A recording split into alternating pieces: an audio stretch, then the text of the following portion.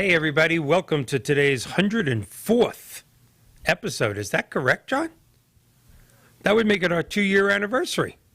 We didn't do anything special. In fact, we're really not doing anything special since today's guest that was scheduled to be here in about 5-10 minutes ago still hasn't come online.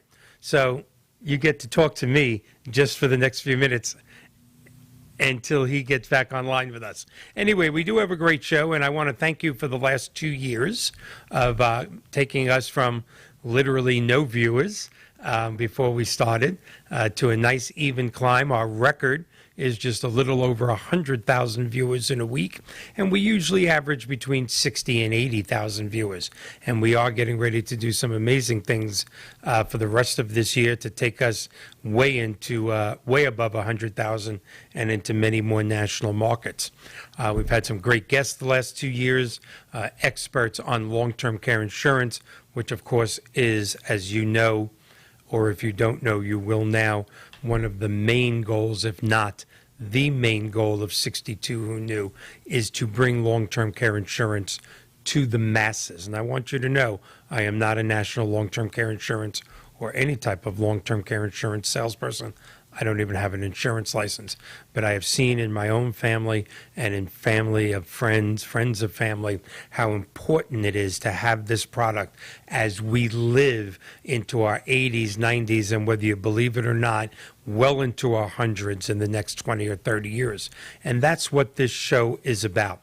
So let's just do a little preface of what the show is about. Most of you know because you're with me every week, and I certainly do appreciate that. But for those of you joining us for the first time, 62 Who Knew is about the double-edged sword, the mixed blessing, if you would, of longer lifespans. Although lifespans have stayed relatively the same for a bunch of years, the fact of the matter is that medical breakthroughs, scientific breakthroughs of the last 30 years have basically brought us to the point where if you make it to 62 in this country, and you notice I didn't say make it healthy, just make it to 62 in this country, you have better than a 50-50 shot of making it past the age of 90. Think about that. A 50-50 shot of making it past the edge of 90, okay? That means you are literally going to have almost half the time ahead of you when you turn 62 as all the time you've spent on Earth, another 30 years. And believe it or not, and you better believe it, especially if you saw our show 2 weeks ago with the Weizmann Institute from Israel, with the technology and the breakthroughs and the medical science capabilities of today and what's being tested and what's going to be approved in the next decade, from cures from Alzheimer's, cures for ALS, cures for all types of heart ailments. These are all coming to us in the next 10, 15 years. In our lifetimes, that's going to bring that age well into the hundreds. And when you think about that, then there's 40 years to go. Well, the whole purpose of this show is to say to people like myself who turned 62 11 months ago, I'll be 63 in a few weeks. And here I am hosting a TV show, still writing mortgages in my mortgage company, because the fact of the matter is, in this great country, and even though it's not in such hot shape today, it's more divided than it's ever been, but it's still the greatest country in the history of history, okay? Never forget that.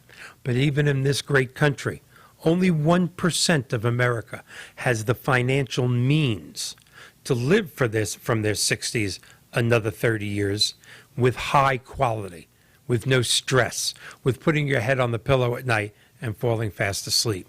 And that's what this show is about. And that's why every week we bring long-term care insurance specialists, annuity specialists, stockbrokers, investment people, in-home care people, reverse mortgage people like myself and Mr. Stephen Sless and Mr. Mark O'Neill. We bring on all the topics. We had the cruise industry brought us one of our best with Miss Julie Gelbwax, and now cruises are back. So we got to get Julie back now that COVID-19 is getting behind us, and see how safe is it really for us to take a cruise. But everything that you can imagine that helps people get from 62 to the 90s is what we want to introduce you to, what we want to be your information source here at 62 Who Knew. And again, prime among that is the ability to bring long-term care insurance to the masses. Long-term care insurance is a lot like my beloved career in reverse mortgages. No mortgage, no financial vehicle has ever been more misunderstood or surrounded by more misinformation than today's reverse mortgage. Well, the same is true in the long-term care insurance world. And what's so amazing to me about that is we can take these two totally misunderstood industries and combine them to bring literally millions, and I'm not exaggerating, millions of seniors in the United States of America. We can bring you safe, affordable, long-term care insurance by using, as long as you're 62 and above and in good health, by using a reverse mortgage as a financing tool. And that can be done in so many ways. We've discussed it many times on the show. And if our guest doesn't show up, guess what? That's what we're going to be discussing in a few minutes. Hold on.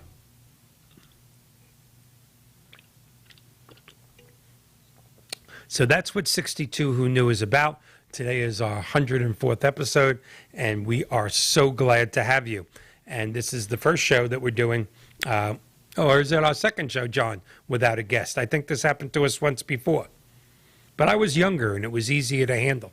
Now I'm 2 years older.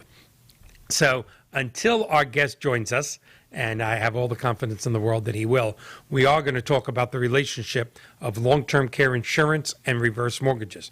But before we do that, I want to do a little experiment. Our website, which I am told by my producer and many people that assist me on this show, and many people that I trust dearly that I don't mention enough. I'm always, even though I'm a salesman, people that know me know I'm a salesman, but I don't want to be a salesman in the hour that I host the 62 Who Knew show. I want to be able to educate. I want to be able to be your source of information. I don't want it to be a self-serving, hey, call me. But I'm being told constantly that I do not use the power of the 62 Who Knew website enough. So I want to do a little experiment. There's our website, www.62whoknew.com. Okay, and we have all sites of tabs there. But what I'd like you to do as an experiment, because we get messages on the website, but I've always said, and we've always been a little flustered by it, for the amount of people that watch the show, I don't think we get enough messages, and I'm being told that's my fault. Well, you know, everything's my fault. I'm the host. So I'm going to take responsibility for this, but I need your help, my 62 Who Knew audience. I just want to do a test. I want you to go to M-Banner, B-A-N-N-E-R, first initial M like Michael, at 62whoknew.com, or you can go right to the website at www.62whoknew.com and just say, hi, Mike. That's all I need you. Hey, how you doing? Happy anniversary. It's warm wherever we are. As you can see, you can subscribe. I want to see how many people of the tens of thousands of people that watch the show, and we have good demographics here. We know how many people watch the show. We know how long you're watching it for. Here at We Beam TV Studios, John Gaston, the owner and founder and producer, it's just a great place to be. How can somebody like myself build a show in 2 years with 50, 60, 70, 80,000 viewers a week if this isn't a great vehicle? He's able to give me the figures for this. And I've always said that's amazing. 70,000 people watched, 30,000 people watched, but we only got 22 messages. This week we got 18. This week we got 23. This week, the great experiment, I want thousands. Go to www.62whoknew. I want to know that we have touched you in some way. I don't mean that in a weird way, of course. I mean that in a good way, whether it be about long-term care insurance or reverse mortgages or life insurance or cruises or health or annuities or all the great times we had our special guest on Diane about Medicare supplemental policies, which you all should have and many of you can't afford, but you can if we eliminate your mortgage payment. We'll talk about that later. But today, the great experiment. I'm asking you to take time, go to www.62whoknew.com and send me a message. Hi, Mike. Happy 2-year anniversary. I'm not asking for a gift here. I'm just asking for a quick hello. I want to see how many people will do this for me, and I appreciate that. So now, until John, still no word from Mark? All right. Well, then we're going to talk about my favorite topic, which is my grandchildren. No, my second favorite topic, the relationship of reverse mortgages and long-term care insurance. I want you to, if for all of you out there that are 60 years old and above, notice I said 60. Most reverse mortgages are 62 years old and above. But like many professionals in this industry, we have a proprietary program, or we have a lender, I should say, with a proprietary program that allows the age to go down to 60. We also have loan amounts up to $4 million. Some loan amounts actually even higher, but one is up to $4 million. You would think if somebody has a house that big, would they really need a reverse mortgage? And the answer is yes. We'll talk about that in a little while. But I want to talk now strictly long-term care insurance, strictly to the people going, I know he's saying it, I know he's brought guests on before, but still, I don't think I can afford long-term care insurance, okay? But you can. And here's how I want you to think about this. First of all, to all my people, to all our 62 Who Knew viewers, if you are 60 years old and above, and you have the proper amount of equity, okay, at least 50% equity, the odds are very good that you may qualify for a reverse mortgage. Now, let's say you still have an existing payment. So many people think, oh, the whole world, when they retire, they have a free and clear home. We all wish that's true. That's everybody's goal, but it's not true. Okay? Approximately 12 to 15% of the people in this country, when they retire, have a free and clear home. The rest of us are working and making a payment. Now, imagine, no matter how much your payment is, it's a small mortgage at $500 a month. You're living in a $500,000 or $600,000 house, and your mortgage payment is $3,000 a month, and anywhere in between. Imagine if you still have a mortgage, if you qualified for today's reverse mortgage, if we eliminated your monthly mortgage payment. Just take a few seconds, take a deep breath. If we eliminated your monthly mortgage payment, and to be more concise, your monthly principal and interest payment. You always have to pay your taxes and insurance. And if you're in a subdivision of some type, or a planned unit development that has a homeowners association, you have to pay them too. Because if you don't pay your homeowners association, they get very cranky. Have any of you ever noticed that? So you have to continue to pay that. Your taxes, your insurance, and your homeowners association. But again, take a deep breath, bear with me, take all those evil connotations and images of reverse mortgages that you heard that are not true anymore. And please note I said anymore, because some of them used to be true. Okay? Used to be true, but not today's reverse mortgage. Imagine eliminating your principal and interest mortgage monthly payment for the rest of your life. And let's just say your payment, your principal and interest payment, is $1,200. And to give you a rough scale or example, if your principal and interest is $1,200, your mortgage is probably somewhere between $150,000 and $250,000, depending on how long you've been paying for it, and obviously depending on what the rate is on that mortgage. All right? For those of you that are at $300,000, $400,000, $500,000, $1 million, for those of you that are up there, we'll talk about that later. But please imagine eliminating your $1,200 mortgage payment. In fact, for those of you that haven't gone to www.62whoknew.com, put on there, go to there and say, Michael, I'm imagining it. No monthly mortgage payment, no monthly principal and interest payment. Okay? If you had that $1,200 available, what could you do with it? You have equity in your home, you have good credit, you have nice income coming in, you're not a millionaire, but life is good. Like I said, high credit score, good income, you have no problem making that $1,200 mortgage payment. But what if you weren't obligated to make it? What if you could take that $1,200 and put it towards something else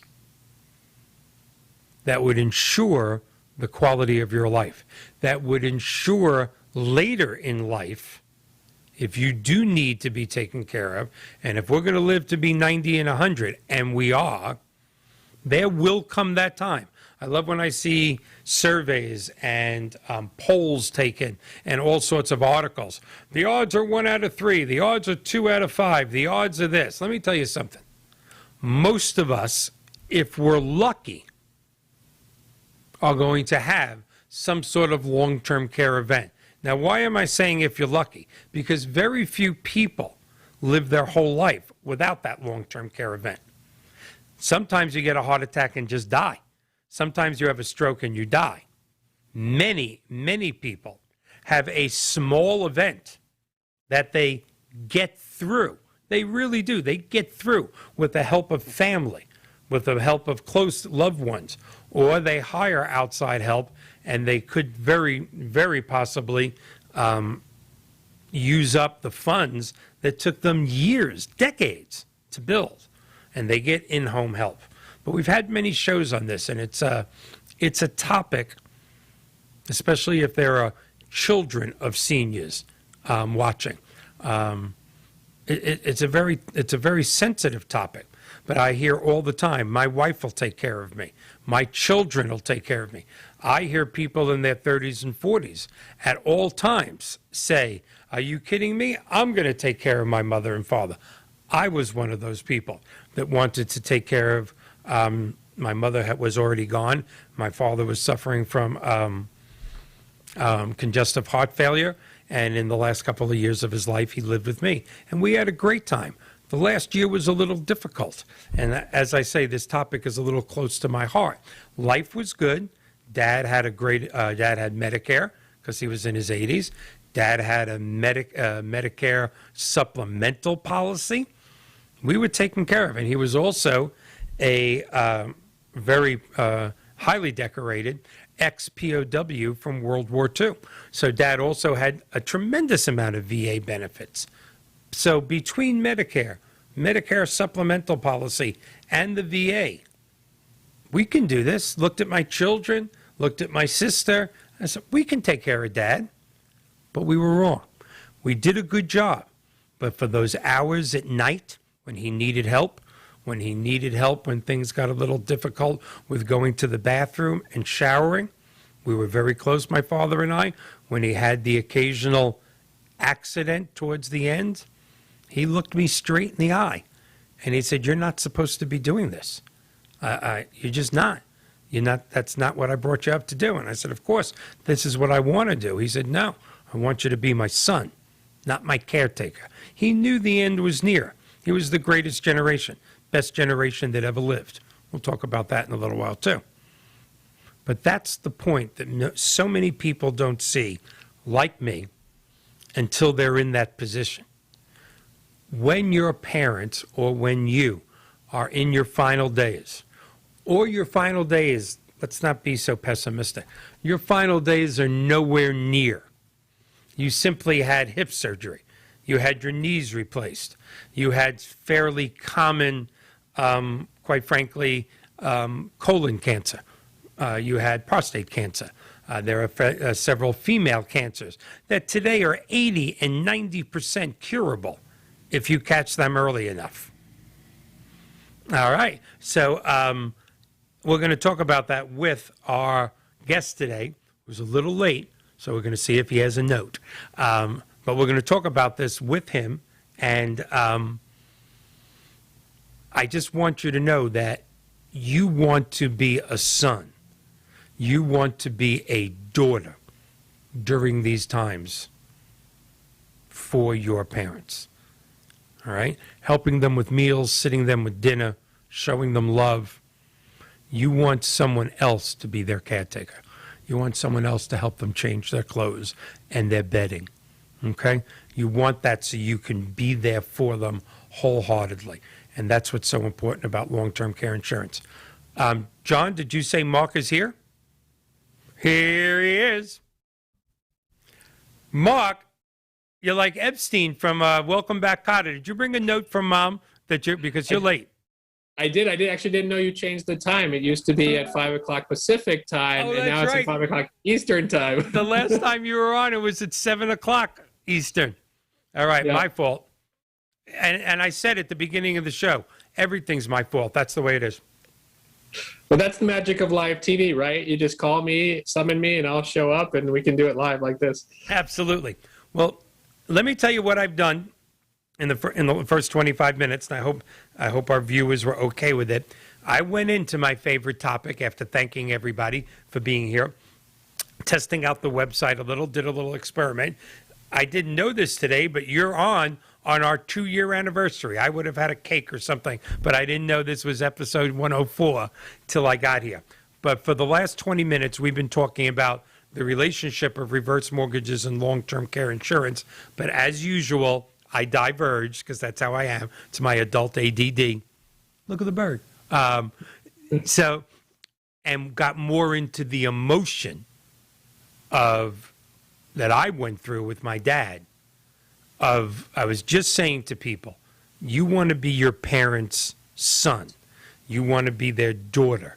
You don't necessarily want to be their caretaker. You may think you want to, like I did for my father. But I quickly realized that by being their caretaker, it was very hard to be his son as well. I mean, helping him with bedding, helping him in the bathroom, helping him in the shower. It was a little embarrassing to him. He was that proud, greatest generation. And one day he just looked me in the eye and said, I don't want you doing this. I want you with me. I want us having dinner. I want to watch NYPD Blue with you this next 6 months. I want to watch the kids with you. But I don't necessarily want you to change my bedding in the middle of the night because I had an accident. And I don't think until you're there that you feel that.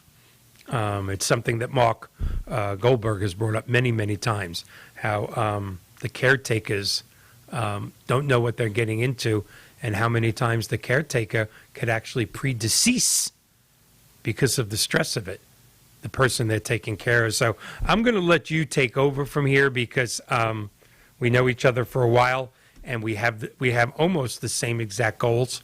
I want to bring long-term care insurance to the masses. I want them to know that they can afford it. It's not just for the wealthy, but yours and, of course, your incredible dad. Your family has been helping people in the long-term care insurance industry for decades. So I'm letting you take over for now. Sure. Tell us what we can do to make sure people understand this message.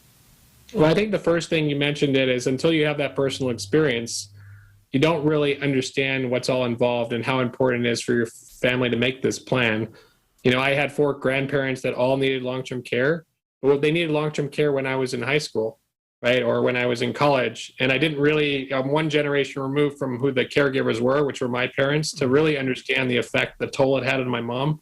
And now I look back years later and I'm thinking, wow, I can't believe, you know, like what she had to endure, you know, to have her mom and her dad in our home for over 5 years each and take care of them in our home. Like I was oblivious, you know, to this. Yes, I knew it was going on, but I was in my own world, right? And did not realize what was happening there. So until you have that experience, I don't think you really recognize what it's about. And then on the insurance side, you know, my dad's parents own long-term care insurance. And so I actually got to see professional caregivers taking care of them and how that alleviated that same anxiety that I saw what happened to my mom. Didn't happen to my mom and my dad, you know, for his parents. So, you know, that was kind of the aha moment for me, understanding, you know, why what we're, you know, doing here is so important. And then I think, talking to clients day in and day out, this is what we do at Buddy INS, right? Is we work with a national network of all the top long-term care specialists in the country that share our mission. And just watching what the clients really want to make sure of is that I'm getting good value for my money. And so everyone is thinking about, well, how do I afford long-term care insurance? How do I put a meaningful plan in place? I think that's really where having that specialist makes the big difference. Yes. Because they know about the products that they're offering to clients. They know how to design them in ways that offer compelling value. And if you're not in the business full time, you miss a lot of that. And obviously, if you're sitting there, you don't want to be offered something that's not a good value, if you're going to spend your hard-earned money on this. Yeah. So when we marry those two things together, that's what leads to the best outcomes. People that are motivated for the right reasons, but we're also getting them a great deal. And that is obviously why they're encouraged to use insurance in a way in which it's designed to really protect them. So many people don't realize that is exactly what insurance is for. From a young age, we're indoctrinated into, you're forced to have car insurance, and especially if you're a guy, until 25, it's going to cost you a fortune, or when you're a teenager, it's going to cost your parents a fortune. And you hear people go, oh, do I really need life insurance? So you sort of get used to that it's something that you're forced to having, where the truth of the matter is, and again, I don't have an insurance license. I'm not pitching here. Insurance protects people. Insurance protects them, their children, their assets, and it's one of those quagmires of life. That Right. People go, yeah, if you want to talk about it, I guess we have to. No, you don't have to, but if you should, if you want to protect your loved ones, it's amazing. And you were saying before, and I appreciate you agreeing with me, you don't really realize that caretaking stuff until you're there, but it's got to be one of the most ironic things ever. It's just unfair that once you're there, it's too late to get mom and dad long-term care insurance. The event has happened. You got to do it beforehand. Yeah, you know what this reminds me of is, right now it's something, okay, I don't want to have to do this, right? It's just another chore and I'll push it off. What's happening right now is that the state's, Medicaid budgets are getting to the point where the writing's on the wall and they can't support it anymore. So I don't know if you heard about what's happening in Washington State. Has that come across your frame yet? No, not yet. They recently passed a mandatory payroll tax that covers virtually every W-2 employee. You have to pay a tax that's going to fund a public long-term care program. And the one thing that they did is they said, well, if you already own private insurance or if you purchase it before November 1st, that's the only way you can opt out of the payroll tax. Wow. Okay, so it's created kind of a situation over the next 5 months where everybody in Washington who's affected, who's going to be paying as a W-2 employee this tax, is trying to find a long-term care insurance agent right now just to see what their options are. Mm-hmm. And it's interesting seeing that perspective because it's almost like an involuntary long-term care program in a way where I'm kind of forced to talk about this now. Yeah. We have people as young as 18 coming to us saying, I don't want to pay this tax for the next 50 years. Should I be buying long-term care insurance? Yeah. Not typically something that comes up that often. Mm-hmm. But because of that, it's a little bit of different perspective, in that we're not trying to convince people to come to us. We're telling people if it actually is a good fit for them, given the products that we have available. Not all of them are designed for people as young as 18, for example. And still trying to come up with meaningful plans given that motivation, which is a little bit different than the typical one. And other states are now looking at the same type of thing. So we believe that California is currently thinking about or pricing this same type of payroll tax. Every state that has an underfunded Medicaid program, which is most of them, is starting. Yeah, they're starting to look at other options. So whether or not you want to look at it now, if you don't do it, the state is also going to come up with something because otherwise, it's not tenable for them to fund it themselves. Mm-hmm. Well, that a few years ago, it didn't last. I don't know how long it lasted, but in my mind, it might have lasted, a few weeks in front of in the state of Connecticut. I don't know if you're aware of this. It was several years ago. Might even be closer to 5. They actually brought something in front of the state Senate that said before you apply for Medicaid, if you're a homeowner, you had to show them that you applied for a reverse mortgage first. Like, if you have the money, why aren't you doing it? Why are you letting the government do it? Well, it never made it off the Senate floor. Not that I wouldn't have loved that. But again, we were just talking about a specific example of people with a $1,200 mortgage payment, principal and interest. And, I know I sent you the clip, but we had, one of our favorite people, Bill Comfort, on. Of course, he's a regular. And we had one of the largest, in my opinion, the best, reverse mortgage lender, full lender, reverse mortgage funding out of New Jersey on. And who else did we have? Was it Mark Goldberg? No, it was Stephen Sless. I think you know Stephen, don't you? Uh-huh. Yeah, of course. It was those three, and I know I sent you the link. It was the second or third week in January.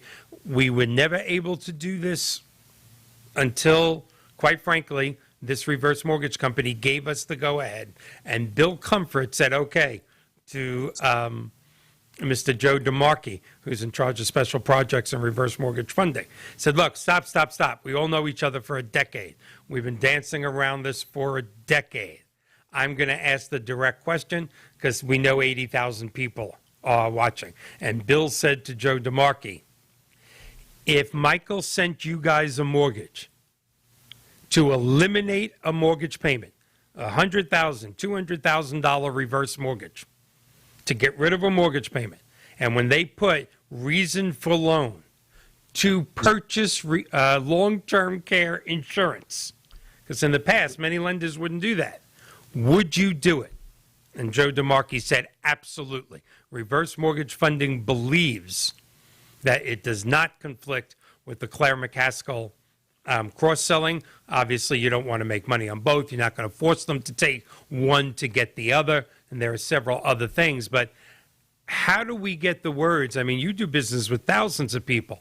There is literally now a financing tool to the person that looks all those agents in the eyes and goes, oh, my God, I want this, but $462 a month or $380 or $920, I just can't do it. How do we get to your world? Maybe we do it through you and say to them, your next question has to be, do you have a mortgage?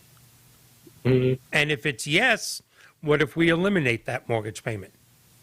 Well, then I can afford it. Or no, I don't have a mortgage.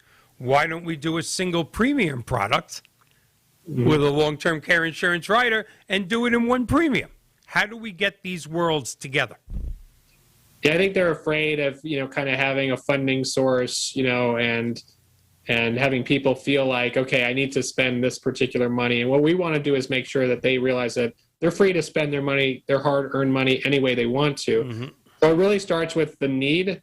And then it's like evaluating the holistic financial picture and saying, what's the most efficient use of funds to pay for this need that you have? Exactly. And I think reverse mortgages stand out in a lot of different ways, especially when you think about the concept that, transitioning from this home, right, and getting care at home to maybe an assisted living facility or something else later on in life may be very efficient in terms of the use of your assets. Otherwise you'd be passing it on to the next generation. That's right. And they're trying to figure out how to, liquidate or do something with the home instead. It's not going to be right for every individual. No. For people that have that goal, that asset might be the best way to finance, the long-term care need or the long-term care risk. So as long as you know that, the need is there, it's been established, and you're looking for the financing vehicle and trying to assess all the different options, to me, that's what's in the best interest of the client. And of course, no one's going to argue with how that's being presented that way. Yeah, I 100% agree. And then I always, and again, and it's happened to me personally, of course, I look for it because of the industry that I'm in, where my friends, well, it used to be my friends' parents, but I'll be 63 in a couple of weeks. Now, if we have 80,000 viewers, you can deliver your presents to me here at the We Beam studio. So 80,000 presents. John, you can handle that, right? Okay, good.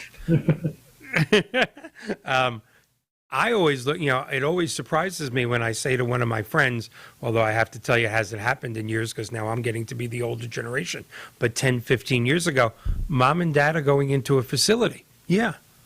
Wow. I mean, I see your mom and dad constantly. We've been friends for 30 years, so I see them at birthday parties and barbecues. I didn't realize there was a problem. There's no problem. Well, then why are they going into a facility? They just can't keep up with the house. Dad's on 12 pills a day. Mom just had a hip replacement. She's not quite as mobile. The master bedroom is on the second floor, or whatever. The tub is too hard to step into. And I go, how can we be friends for this long? Do they want to go to the facility? Not really. They just know it's probably the best thing to do. Well, why don't we remodel the house and make it safe for them and bring in-home care once or twice a week to make sure that the pill box is correct? And let's get that step-in tub, step over tub. Why don't we do that for them? Well, Mike, I don't know if they can afford that. I know they can afford it. They have $400,000 in equity in their house. That's how they're paying for the facility.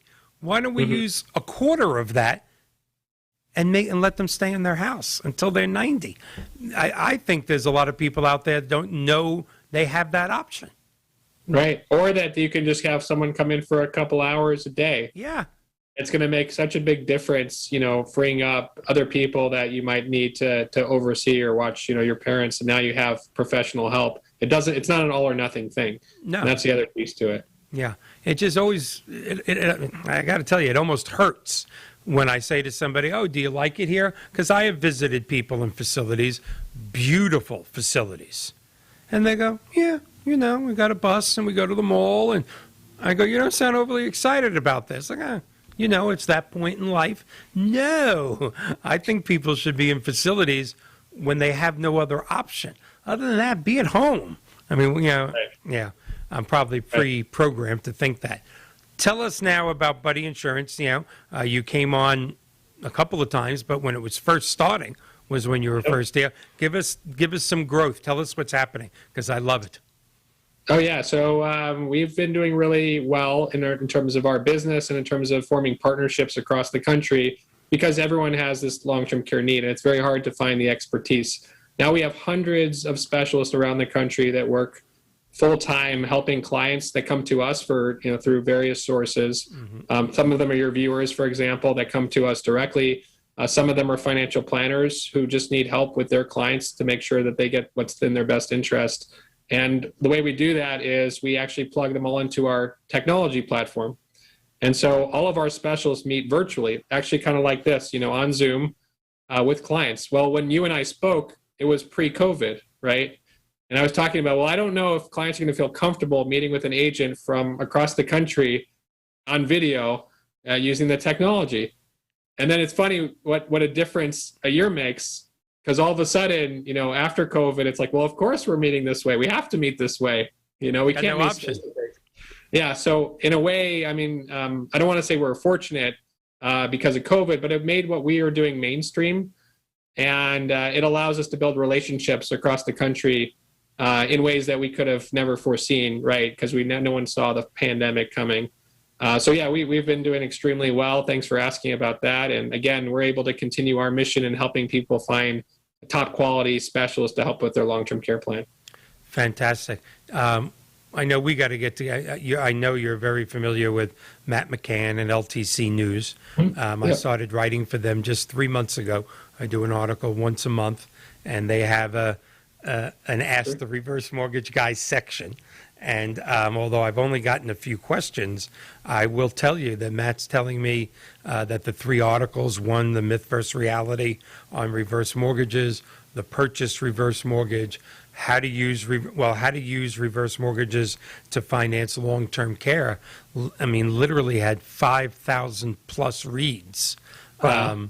The first few days it was on, and it's still growing. We got to try and figure out a way if there's a place on your site, Absolutely. to start passing that to people, because I think everybody's going to be surprised how many people would do it. It's just so perplexing, and it's just like reverse mortgages. When you have the need, I won't say in your industry, when you have the need, it's too late. Right. In my industry, when you have the need, it's not too late, because if you qualify and you have equity. But imagine trying to do a mortgage when your husband or your wife just had the stroke or just needs the physical, the help in the house. It's a tenuous process that you don't want to put people through when they're not in top health. Right. But yeah, we've talked about this so often. You, I, your father, Peter Gelbwachs, Carol Golden. I mean, I look back at all the people that have been on the show that we talk about this. Of course, Bill Comfort, Mark Goldberg. The number one motivator that makes somebody buy something, I don't care what it is, anything. I'm going to ask you the question. It's going to be a test. What's the number one, forget insurance, everything in the world. What's the number one emotion that makes a person buy something? That's a tough one. I should probably know this, but since I'm an actuary by trade, I'm going to have to guess at this. Let's say fear. You are 100% right. Okay. You won a 5-day, no-night trip. 5 days, no nights to Puerto Rico. Okay? All right, so you can be there during the day, but you got to get the hell out at night. It's a very unusual trip. Okay, that's what it is, fear. And we've talked about this with so many people. I mean, literally, the gas gauge on your car gets close to E. The only reason you pull into the gas station is fear of running out of gas. The reason you go to the supermarket is fear of not eating. The reason the reason you buy a new car is because your present car isn't dependable anymore. The reason you fear for your children. It is fear. It sounds terrible, but it's always fear. You buy extra light bulbs because you fear sitting in the dark. There is no exception to this. But the long-term care insurance business, as well as the reverse mortgage business, would be tarred and feathered, hung, in public places if we use fear to sell these products. Mm-hmm. But it's unfortunate. They don't need it until they need it. And then it's too late. And you can't, it's just very sad. Yeah. I think it's also how you channel that emotion, right? Even though it might be fear that's driving it, if you present it in a way, where you're in charge, you know what I mean? You're taking control of your destiny. Mm-hmm. You're being proactive about something that's good for your family.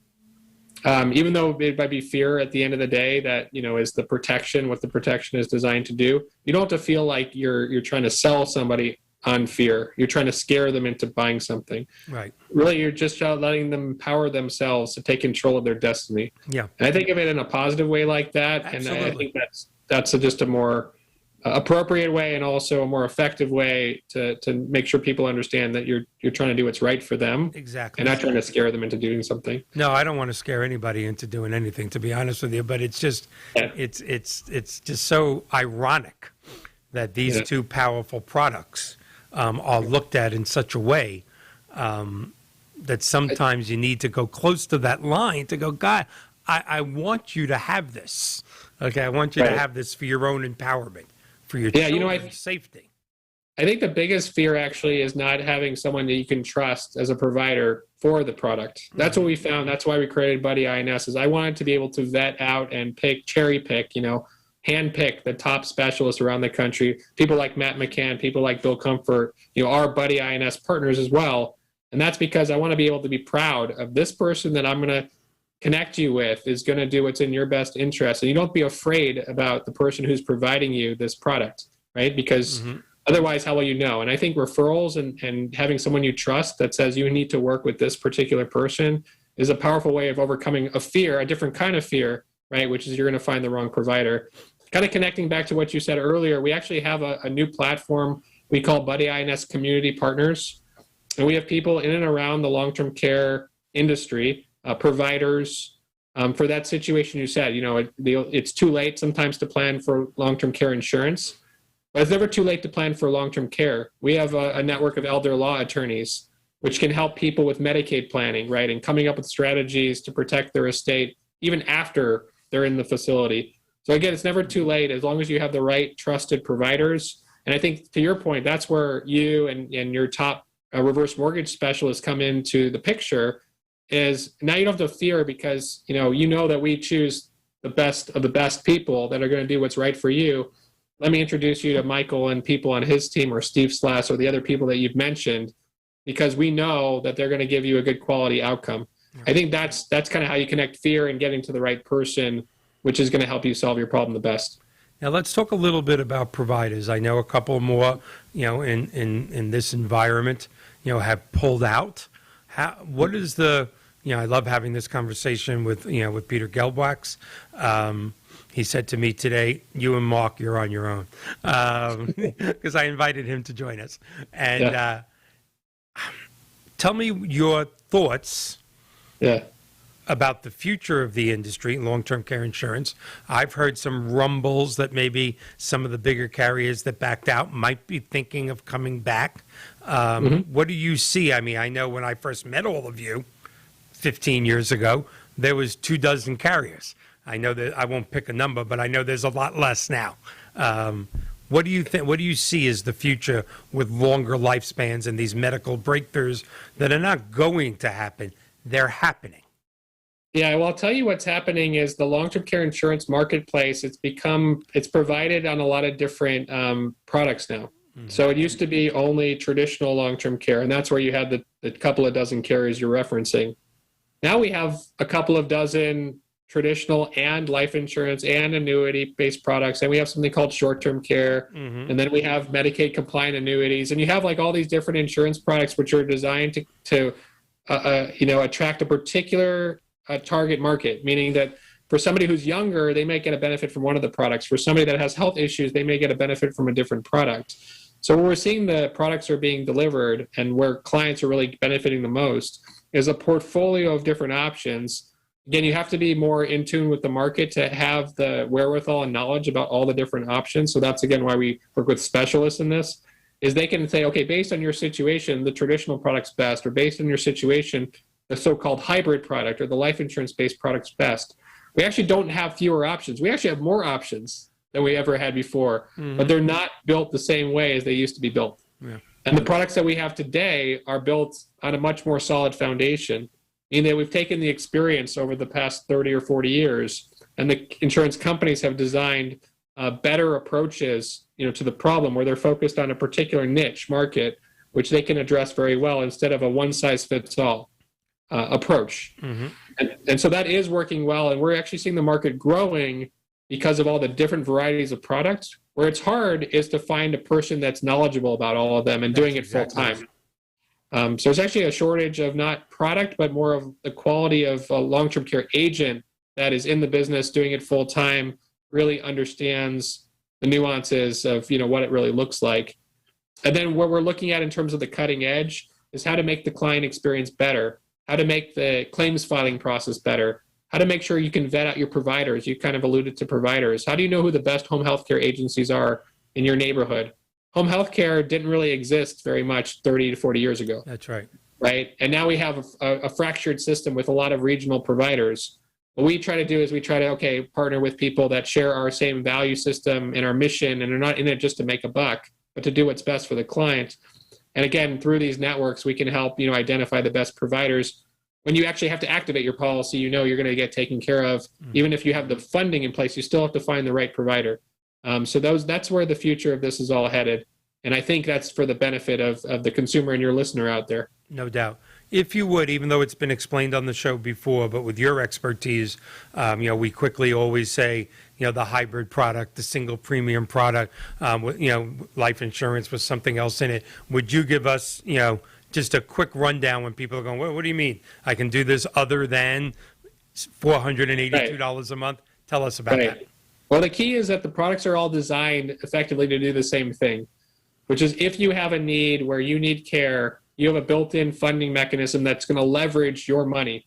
So if you put in $1 today, you're going to have $10 in the future or $20 in the future to pay for your care. So that's the basic concept. The actual vehicle, the chassis, they say, of what it's built on, it could either be a health insurance type of product, which is traditional long-term care, a life insurance type of product, which is the so-called hybrid plan or linked benefit plan or asset-based plan. They have a lot of different names effectively for a very similar thing. And then you have an annuity that could have a long-term care rider on it as well. The long-term care component of that is designed to provide the same benefits regardless of which product you use. Okay. The difference between the products, from the perspective of the insurance company is how are they being funded? So typically the traditional policies can be funded over a longer period of time, kind of like buying a 30-year, traditional fixed mortgage, Right. right? Some people want to spread out that cost versus the hybrid products historically have been funded more as a lump sum, like if you're going to buy your house with cash up front. Not everyone can afford to do that, though. What's happening now is those hybrid products, more and more, the designers, the actuaries designing the life insurance products are being creative, and they're figuring out ways to spread out the cost for the hybrid products such that you can pay those over a longer period of time. And that's reaching a broader marketplace. Absolutely. The annuity products are coming into place because people that otherwise would not have qualified from a health perspective for your health-based product or your life-based product, which are heavily underwritten, annuity products historically are not underwritten the same way. And the long-term care rider may be much less underwritten than the other products, so that we might have somebody who's in their 70s who can't actually qualify for the other options, still really wants to have the long-term care plan, but is closer to when they might need the care. It might provide 2 times or 3 times immediately for the long-term care on the annuity product. So it's more designed for people that have health issues to be able to get them a plan, but it's not going to be 10 times or 20 times had they purchased it at a younger age. So what you're seeing is that, as different circumstances have come up, the insurance companies have designed special products just for those particular needs. Ultimately, though, they're all designed to do the same thing. What you want to do as a consumer is try to find the best value for your money. So again, if you're younger, if you're healthier, you're going to gravitate towards a particular product because it provides more leverage. If you're in a situation where you may be at an older age or you have particular health issues, that's going to lead you to a particular set of product solutions that might be different. But ultimately, they're not better or worse. It's just a fit for a particular situation. Well, that's a great explanation. I appreciate that. So what do you see? I mean, I know eventually I have to stop asking this question. Have you seen that possibly this pandemic, 18, 19 months of what has happened, and as sad as it is, the great majority of deaths were in seniors in facilities? That is not any disrespect towards those facilities, but they really turned out to be petri dishes, for growing viruses. They didn't see it coming either. Is there a silver cloud behind the COVID-19 mess that people are going, you know what? I want long-term care insurance. I want to be at home. I hope something good has come out of this calamity.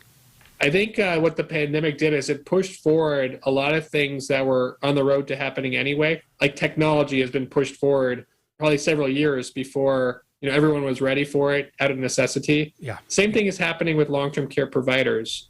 The trend had always been to get away from the nursing home environment because that's not where people wanted to spend the remaining days or get care unless they absolutely had to. And they were more and more going into assisted living facilities or, like you said, home health care. In fact, by one insurance company's study, over 70% of their claims, their initial claims were filed, were at home claims. So that was always kind of the trend. It happened quicker during the pandemic, though. The real issues were in the nursing homes, yes, in terms of, and especially the Medicaid funding in nursing homes, because they didn't have the funding. They had people working there that were working 3 different jobs, and they were bringing in COVID from other job locations into the nursing home, and that's what was causing a lot of the spread to happen, especially in the early days. But you didn't see the same problems with the home health care world, right? Because they were more funded by private dollars. They were investing in PPE early on. If someone was going to come into your home, they were getting tested before they would come into your home. And so what ended up happening is the costs of home health care have increased faster because they're investing in the resources needed to make sure that the clients are safe. Okay, so that cost trend is also continuing to increase, which is, again, why we need to fund these types of things. But more and more people are actually using home health care, and it accelerated that journey, right? Now, people want to get care at home, but they're also afraid to go to a facility, and they're much more likely to want care at home.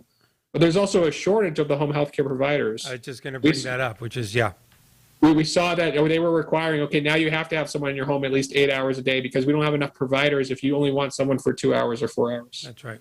Right? So they're going to focus on the people with the biggest needs. And they had to train a lot more people in a quicker period of time in how to make sure they take care of people the right way in the pandemic type of situation. So that's kind of what we're seeing is an acceleration of a trend that was already occurring for many years before this, just happening faster. Yeah, and in the 2 minutes remaining, I'm sure you'll agree with me, home healthcare workers specifically hospice workers, but all home healthcare workers. They're like a species unto themselves. I mean, I think they should all have red capes like this guy. They're just heroes. They're superheroes to go in and do what they do, and what they did during COVID-19, risking their own health, whether they had the vaccine, before the vaccine. In fact, we're planning a show. It's probably going to be the last Monday of this month. I'm not sure. I think it might be the 28th or the 29th. I think it's the 28th. That is just going to be dedicated to caregivers. It's one of the hardest jobs. It really is. And it's not like they're paid a lot. So they're doing this from the heart. Yep, and they got to deal with mental illness, and they got to deal with the physical realities, of how do you take care of someone who's several hundred pounds. It's backbreaking, and like, I have to tip my hat. I'm glad you're doing that special show for caregivers. They're heroes. Because, I'll tell you, on our website, our dedication is, we dedicated our site to the 44 million unpaid family caregivers, right? People that are stepping in to take care of their parents because there is no plan in place. But, the same thing goes out. My heart goes out to the paid caregivers who are professionals in this industry, because they're doing a great service to all of us. Yeah, true. They're heroes in the truest sense of the word, and I think we've all always known that. But these last 19 months was just staggering. It gives me the chills to talk about it. Alrighty, so I'm sorry I forgot to tell you we changed the time of the show. We only got 20 seconds left. Normally, this is a panel show. My panel deserted me. I was alone for 20 minutes. I was getting Jewish guilt here. I was getting a complex, Mark. But thank you for joining us, and we're going to have you back soon as part of a panel. And stay on afterwards. I do want to talk to you about a few things. Thank you, everybody, as always, and do something nice for somebody this week for yourselves.